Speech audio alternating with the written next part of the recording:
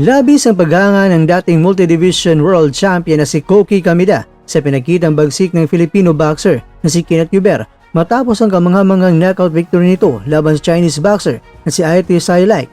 Sa isang post sa social media platform na X, minansagan ni Kamida si Yuber na isang dakilang kandidato para sa pagiging world champion at tinawag pa itong Pacquiao II, ang susunod na bersyon ng pambansang kamao.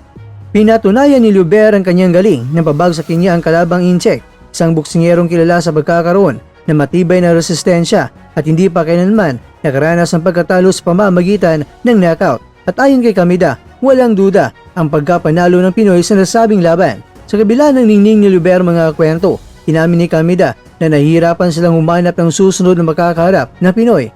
Ibinunyag ng promoter na tinanggihan sila ng lahat ng mga top-rank boxers. Talagang mahirap mula sa pinakamataas na ranggo sa OPBF. Tinanong namin sila isa't isa, ngunit lahat sila ay tumanggi na lumaban kay Yuber, ani ni Kamida. Nagpasalamat din siya sa Incheck dahil sa tapang nitong tanggapin ang hamon sa kabila ng panganib na dala ng Filipino boxer. Dahil sa hirap na makahanap ng kalaban, nilabas ng direktang hamon si Kamida sa mga lokal na boksingero sa Japan.